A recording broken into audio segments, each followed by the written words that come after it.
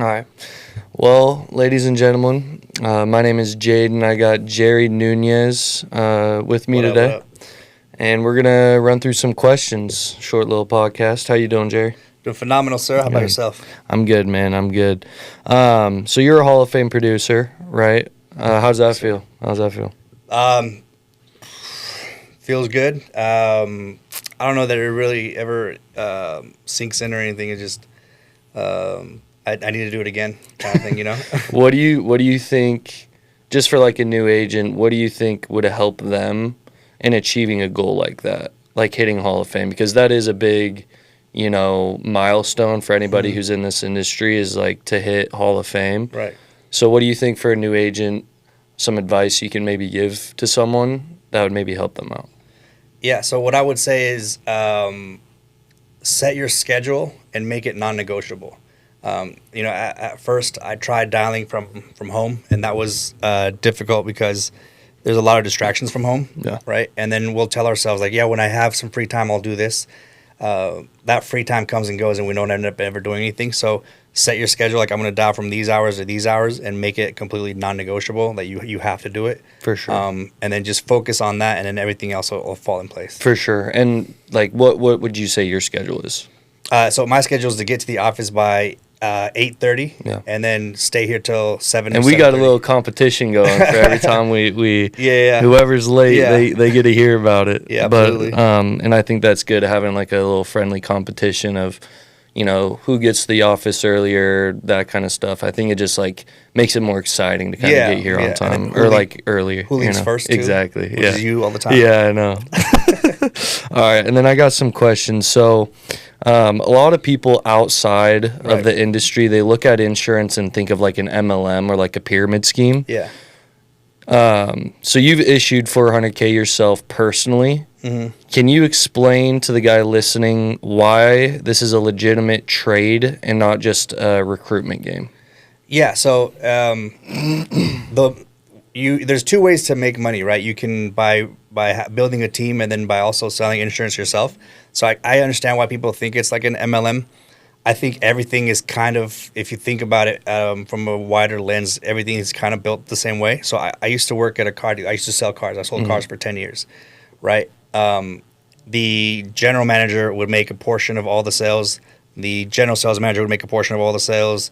The managers would make a portion of all the sales, and the salesman would make a portion of the sales, and the owner would make a portion of all Right. the sales, right? Yeah. So it's all kind of like a pyramid. It's all kind of a chain. And I mean, anyway. if you look at any Yeah. other industry, construction, McDonald's, you got the people at the bottom working Yeah. the register, hauling the lumber. Mhm. You got the managers, you got the store managers, Right, the exactly. franchise owners, and then you have, Mr. Yeah. McDonald or the owner, Yeah. right? And the thing with this is that doesn't make it an MLM like that is if you recruit somebody, or you get recruited into this organization, and you outwork them, you outsell them, you can outgrow them, right? So Right. you can get a higher comp rate than the person that recruited you into this business. too. Yeah, I think you get exactly what you put into it. Right, exactly. You get paid on what you're worth. Yeah, exactly. Essentially, Mhm. right?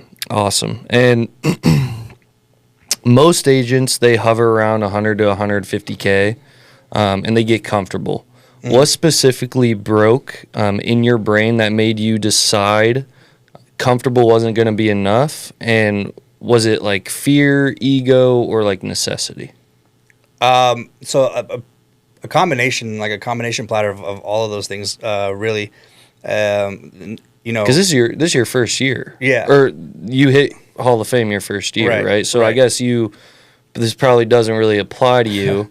But like for me, I didn't hit Hall of Fame my first year. So for me, I think seeing like people like you and other people hit Hall of Fame, it makes it more tangible for like the newer guys who might not have hit Hall of Fame in their first year. And it's like, Right. okay, like they can do it, I can do it. Mhm. I just need to invest in leads and just, get a schedule going. Yeah, you yeah. So, So what it was for me, it was like a combination of everything. So definitely ego. You have to have like an ego. Like if I didn't sell a certain amount for the week, like it would mess with me, right? Like I was like, okay, next week I have to do this much more to make up for it. My intention was never to really hit Hall of Fame. Hitting Hall of Fame was just like the byproduct of what I was doing every week anyway. And then just like the work ethic too, right? Like I was just always in the office. I'm here on Saturdays, and when I first started, I would dial for like the first like 4 or 5 months. I would even dial on Sundays. So it was just all that, just necessity and ego, really. Yeah, yeah. I think it's important to have ego, but also not letting that ego, because I think it can hurt you sometimes. Yeah, right? You have to keep it in control. Exactly, For sure. Keep right, it in check right. for sure. Because you got to be coachable in this. Right, so right, yeah. I feel like that's where ego might kind of get in the way. Because there's so many like 18-year-olds that are doing phenomenal in this. For sure. And, you know, as someone who's like older, seeing them do that, you have to like put yourself in a position where like, okay, they've obviously figured it out, For so sure. I have to listen. What am I doing that they're, Yeah. or what am I not doing that they're Right, doing? exactly. type of So you deal. can't have ego there. Right. And so obviously Hall of Fame, you issued over 400K, which means you probably dealt with 50K in chargebacks, right? Or business falling off of the Right. books. Tell me about the heartbreaking deal that got away and how you stopped it from ruining your week. Yeah, so there's one that comes to mind specifically. And I even posted a video of this on my Instagram, my TikTok, of this lady. She had this outlandish voicemail. Every time I called her, I'd have to like listen. If I wanted to leave a voicemail, I had to sit through this like 45-second of her like talking to leave a voicemail. And I finally got a hold of her. I sold her and her husband, and she loved me, phenomenal. We did everything, and then like a week later, I got a notification that initial payment failed. And I called her. She's like, "Oh, we found something cheaper. We went somewhere else." Those are the worst. I was like, oh, man. "Oh my god! I wish you would have called me and told me." And I don't know what I would have done, because I'd set her up with the cheapest one that we had. But like, you know, I don't know, maybe something. You know, they don't call you. They just kind of, you just find out when it charges off for your books. You're like, Jesus fucking Christ, how did that happen? Yeah, you know, like yeah. we were great. You loved me. You were giving me cookie recipes. You know. Yeah, no, those are the worst, having those sales that you feel like, you know, is going to be on the books forever. Yeah, yeah. And then next week you get a call. And it's almost like those are the ones now that like I would expect to fall off now. Right. Because like the people that like they're just kind of just, you know, wanted you to rush and brush everything off, and they just want to know what they can get. Yeah, you never hear from them And again. if they Like can those afford guys it. are still on the books. You know, the people that like finessed me into Exactly. like being overly talkative are the ones that fall off. Yeah. And then this next question is like your quit moment. So take us back to your first 6 months, or your first 6 months. Was there like a specific moment where you almost quit? And if so, what happened and what stopped you? There was definitely some moments where I thought like, holy fuck, like this might not work out. What's gonna be like? What am I gonna do? Like your like plan B right? almost? Like yeah. So I started like thinking, okay, what else could I get into? So I started like thinking, like looking at my contact list and my Instagram followers, like, okay, like who am I cool with? Like, what are they doing? Like, let me see who I can hit up. Almost kind of looking for an option if it didn't work. Exactly. And then, but you know, I thought, fuck it. I'm gonna do it till the end of the month, and then if nothing works out, we'll cross that bridge when we get there at that point. But luckily, that point never came. Everything ended up working out. But yeah, in the beginning, and the reason why is because like with with lead spend, you buy leads every week, right? And then when you sell those policies for that week, sometimes a lot of them, you know, will need to get effective date next month, right? Type of thing. So you're okay. So I just sold 8 to 10K this week, but all the effective date is going to be for next month, right? And then the second week comes along, and now I have to buy leads again, and then those are going to be like the next week or the week after, and then after the effective date goes in, it still takes 2 or 3 days to get paid. And then I was like on week 3, like buying leads again. And I'm like, fuck. All these, like I haven't even gotten paid on these deals yet, and now I'm spending again on leads. So I was doing like $2,500, $2,000 a week on leads. So almost like $7-8 deep. Yeah. And I hadn't even gotten anything back yet. For sure. So I'm like, oh fuck, this might not be it. This might not be the move. But then, I just tied my shoes, as they say, and you kept going, and eventually the deposits started to trickle in, and everything was okay. Started to kind of Yeah. get a little cash flow going. Yeah, because I feel like that's a big one, right? Is we're entrepreneurs, Yeah. right? I feel like people don't understand that, like, being a 1099 entrepreneur working for yourself, you're gonna have to invest Right. in our case, leads, right? Right. Because that's how we make money, Right. right? And for new agents specifically, it's scary, especially if, because I mean, you know, people come in here with family, kids, and if they have to dish out $1,000 to $2,000 for leads, right? That's scary. Right. So, the people that come in definitely do have to have like a self belief of, yeah, this is gonna work out, and I just have to believe in myself, and I'm gonna invest in leads, and Yeah. then because as soon as you start investing, that's when you actually start a cash flow going. Yeah. Right. Yeah, so I had this conversation with Calvin a while ago. Like I think we were smoking cigars. We're talking about how if you're going to start a business, this business is the one that requires probably the least amount of capital to start up, right? Because if you're going to start like a restaurant, a coffee shop, a clothing brand, you have to, if like for example, like a restaurant, right? You have to get the brick and mortar place where you're going to have the restaurant, right? You're going to have all the kitchen equipment, all the ingredients, all the staff.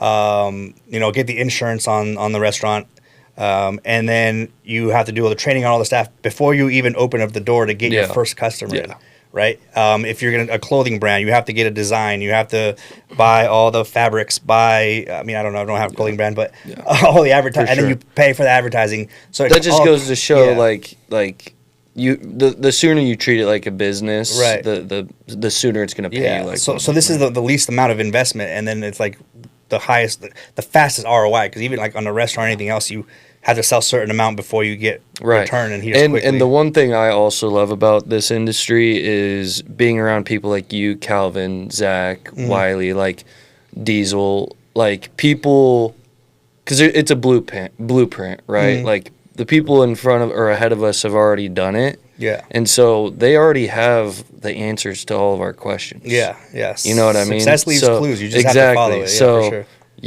when you're able to access people like that who know the answers to things that we might be going through, it's a huge relief and makes it a lot easier, I feel like. Right, yeah, for sure.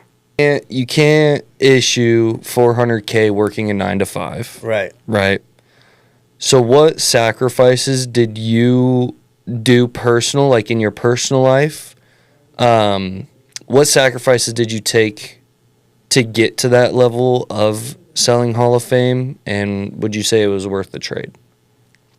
Yeah. So I'm a huge introvert anyway. So I don't know that like I didn't really sacrifice any kind of a nightlife type of thing. What I did sacrifice is like more of my personal time doing like my hobbies, right? Because I did get to the office, super early, 8:30 in the morning, and wasn't leaving till 8-9 o'clock at night. And there's some nights where I wouldn't leave till 10 o'clock. I would dial on Saturdays too, and then Sundays as well. So really, it was just sacrificing my personal time. And the way I looked at it was like when I looking at the examples like Zach and Calvin. It's not like I have to do it forever, right? I just have to do it for a little bit, and then I can be like them where I have enduring the race, right? It's not a sprint, it's a marathon. Yeah, exactly. Right. Yeah. So just knowing that if you endure more and you just wait it out, like whoever kind of waits it out the longest, right? Yeah, I feel like wins. I think that's the thing too, right? Like when I first started, like the faces in this office and like in this they've changed so much. Like I never really thought of myself. I've never been the fastest, the strongest, the biggest, or anything. I just knew that like okay, I can endure more. I can outwork everybody, and that's all I had to do. Like, when I first started, I wasn't selling a bunch right off the bat. And there was people that started selling, 30, 40 for sure. K, and I was like, cool. This is a marathon. Well, and you were in sales before this, so I guess kind of talk about that because you were in car sales, and then you did door to door also. Yeah. So I guess talk about like the difference of like being in that kind of sales and like Yeah. and being in like insurance sales? So like everything from like not everything, but like the majority of the stuff that you do like in those types of sales, it doesn't translate over to this because like when I did sold cars, it's a tangible item, right? Like something they're gonna drive, they're gonna feel, they're gonna pictures themselves picking up their kids. And use. And then in door to door, I was selling security systems, so like apps, cameras, doorbell, Right. all that stuff too. But with this, like there's we're selling an intangible item, right? Something that they're never gonna really use until they pass away, and Right. so it It's was a piece like of paper. yeah. So it's more of like an emotional sell versus with car sales, you have that tangible item that you can sell, and then so in the other sales I've been in is more of like having enthusiasm helps you sell, and in this, like people that you're talking to, they don't trust enthusiasm, No, right? yeah, You they have to- already think you're coming off as a salesman. and you have to be like of a consultant here, like more so than a salesman, because it's something like they can just hang up on you really quick on the phone, sure. right? Versus when I sold cars, they were at the car dealership. They still wanted a test drive, so they had if they didn't like me, they'd have to at least Right. deal with me a little bit, right? Yeah. And then door to door, like I'm in their house or whatever, and they can politely ask me to For leave. sure. Takes a little, but here's like you have to be smoother because they can just hang up on you super sure. quickly. For sure. No, yeah. And then to piggyback off of that, essentially being in this with our schedule, the amount of work we do, the amount of hours training, doing everything right for life insurance, it's essentially like being an elite athlete, right? How do you recover, or how do you, like, what's your shut off or switch to kind of keep from burning out? Like, what do you kind of how do you get away from this to kind of prevent burnout? Man, I see you doing this every single day, so I don't think yeah, I don't was think gonna you say, do have burnout. I'm Mexican, bro. We don't burn out. We keep going. I don't have one. I just like I keep going. Like I'll do like recently with our Discord, like I'll do coding till 1 or 2 in the morning, and on Sundays I'll work too. Like I don't have a burnout. Coming from like immigrant parents, like this is all I know. I don't know any. I don't know, For sure. I don't know anything else. Well, and we're just so blessed. Like Yeah. we aren't outside knocking doors, getting chased off of people's doorstep with guns or whatever. Right. Right. Like we're in an office, air conditioning. Might look a little pale, but Yeah. I definitely do need some more vitamin D. Pause. I don't hit the sun like I used to. I think need I've to get gotten outside a little bit bit. lighter. Yeah. I don't get the same steps that I used to. Maybe touch some grass. Yeah, for who sure. knows? But for recruiting wise, what do you think? So obviously recruiting is a big part of this industry, and for me, I've had a very hard time because it almost feels like for me, if I ever reach out to anybody, like to give them the opportunity, it almost feels like begging people to come work for me. Yeah. At the end of the day, I don't care if someone comes and works for me or not, because I feel like nowadays people are just like, I don't know, they're either lazy or they just don't really want better for themselves. Mm-hmm. And so how do you kind of go about recruiting to make it where it's not like you need people to join your team? Because at the end of the day, we don't. Like, Right. we make good money just selling insurance. Mhm. So you don't have to recruit. Right. But obviously, recruiting is a big part of the business. Yeah. So I guess just kind of like give your take on that. Yeah. So when I first started, I did more of that, like doing the like Instagram ads and stuff like that. Mhm. You get what you pay for. You get a bunch of people that like. Obviously, the ad is just like a post, so that you can't really like post all the details of everything on it. So you do get a lot of people that are just like, "Oh, Right. I want to do this and make 10 grand in 2 days." Like that's not how it works. Now what I just do is I just post a lot more stuff now, and the last few people that I've recruited, I've haven't done any ads, and I haven't messaged them first. People just see me consistently post. Yeah. See me keep doing it, posting numbers and all the content that I do, and then people just kind of like DM me now. Yeah. And how do you think? So, I know the story of kind of what made you switch from your past job to do this. I guess for people who either are in a situation that they know they can't, or they know there's something out there, they know that there's an opportunity for them. Right.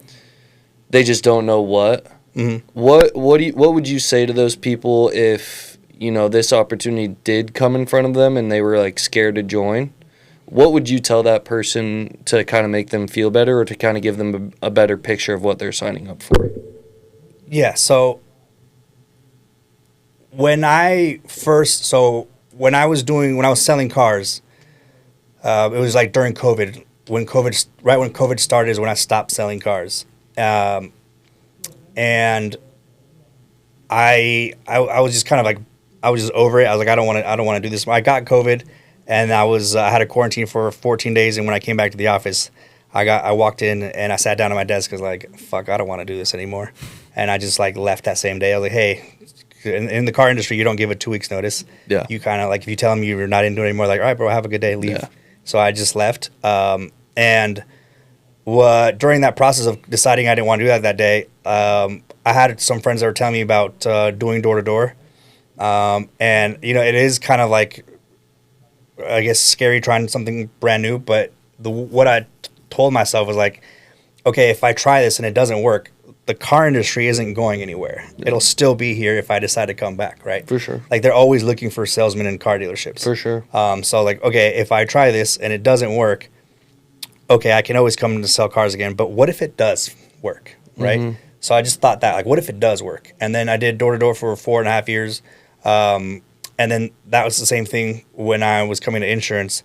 I was like, well, door to door is always going to be here, right? If I need to sell alarms, I can still do that, or I can go back to it. But what if this insurance thing is as good as it's looking? Yeah. What if it does work? And out? What do you think? Like, being in it for, you've been in it for a year now, right? Yeah.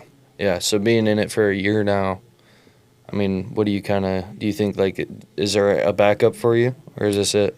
No, nah, man. If this doesn't work out, I'm robbing banks. I don't know. Because like, this is, it's the best of both worlds for like sales, because, doing door to door to train somebody, you had to do it one at a time, because to go on the field and knock on doors. Because if you had 4 or 5 people with you knocking on someone's door, they'd call the cops, right? You're not selling anything. Yeah. And here, the way we have it, where we're on Discord, you can train 2 or 3 people at the same time. It just makes it scalable a lot easier. For sure. And for people that are starting to have no sales experience, when you're starting car sales or door-to-door sales, right, you have like a process that you have to learn. And when you're in front of the customer and you're still new, there's nobody there to remind you what the next step is. Mm-hmm. You kind of have to just hope that this shit works out. Yeah. And in this industry, while you're talking on the phone with a customer, and you're also on the Discord with me, like, you don't have to, if you slip or you don't know what to do next, like, I can tell you. Yeah.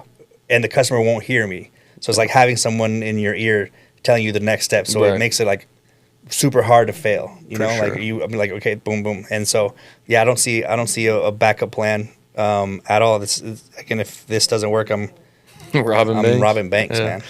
Well, yeah, I don't blame you there. I guess one last question, because obviously for someone who either isn't in sales, or they could be, mm-hmm. but they hear about chargebacks. Right. And we explain it to them, and, people might be turned off by it. Sure. How would you explain a chargeback to a new agent, and what would you kind of just have to say about chargebacks to someone who's looking into this? Yeah.